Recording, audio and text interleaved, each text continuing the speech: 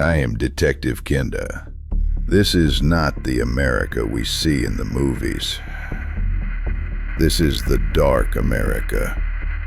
June 1st, 1912.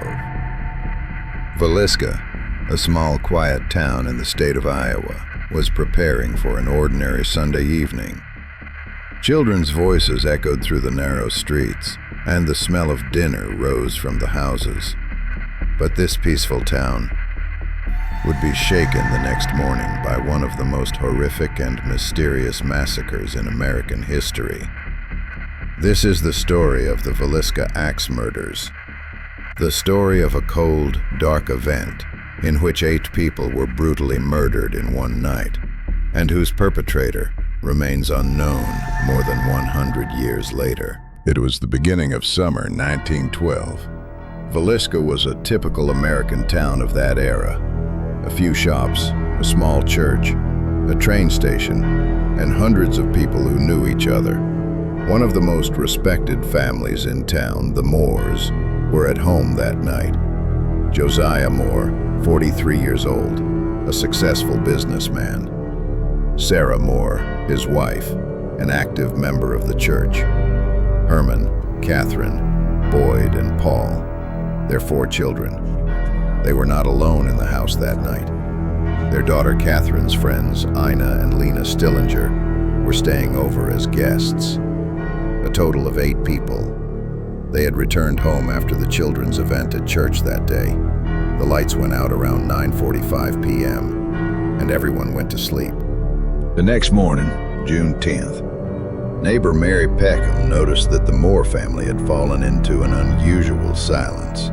Sarah, who usually worked in the garden early in the morning, was nowhere to be seen. She knocked on the door.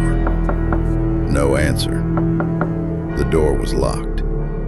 After a while, Josiah's brother Ross Moore arrived and opened the door with a spare key, and the scene he saw inside would remain etched in his memory forever. The house was silent, but filled with the silence of death. The curtains were tightly closed, the mirrors covered. Inside, the entire family had been killed with an axe. Most of the victims had been struck repeatedly on the head while they slept. Some of their faces were unrecognizable. Little Lena Stillinger's position in her bed had been changed, as if the attacker had moved her. The axe belonged to Josiah, but the killer had used it against the family. The police were horrified by the details inside the house. All the windows and doors were locked from the inside. Every mirror and window was covered with fabric or clothing. All the victims' faces were covered with sheets. After the incident, the killer went to the kitchen and left a plate of food and a bowl of bloody water. A candle and a bloody handprint were found on the table. It was as if the killer had stayed in the house for a while and showed no signs of rushing. Nothing of value had been stolen from the house, but everyone was dead. The killer had vanished without leaving a trace. The investigation grew, and all of America was talking about the case. But there was no evidence, so the town began to boil over with rumors.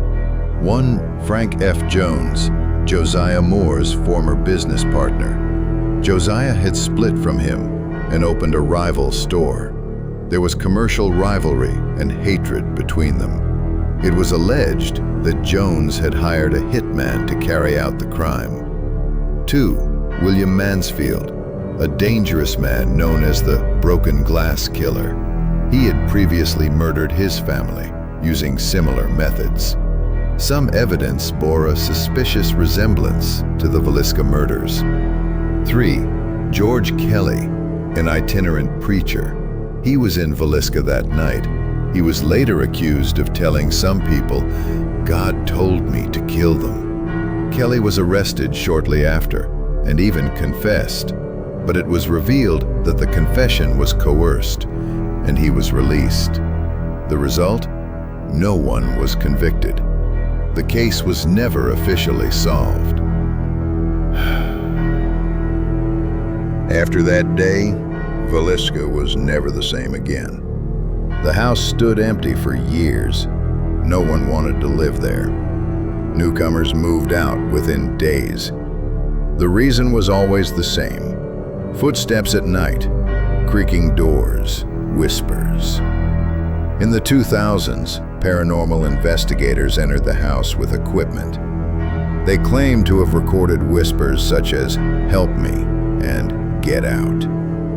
Some researchers say the house still carries energetic traces, that the killer never left. Today, the Villisca Axe Murder House is a museum open to tourists, but staying there overnight takes courage, because some visitors report hearing crying sounds, doors closing on their own, and children's laughter until morning. A century has passed, but the mystery remains unsolved. The evidence is insufficient. There are no witnesses. The files are incomplete. But some theories stand out. The killer may have been someone very close to the family. Perhaps it was a serial killer. Similar axe murders had occurred in America at the time. Or maybe it was just the curse of Villisca. Whatever the case, the screams of those 8 lives that night have never left this town. A house, a family, a silence, and an unsolved mystery. What happened in Villisca is not just a story from the past. Perhaps it is still the echo of a call reverberating within the walls of that house. Who was it? Why did they do it? And how many people were really in that house that night? Every mystery leaves a trace, but some traces never fade.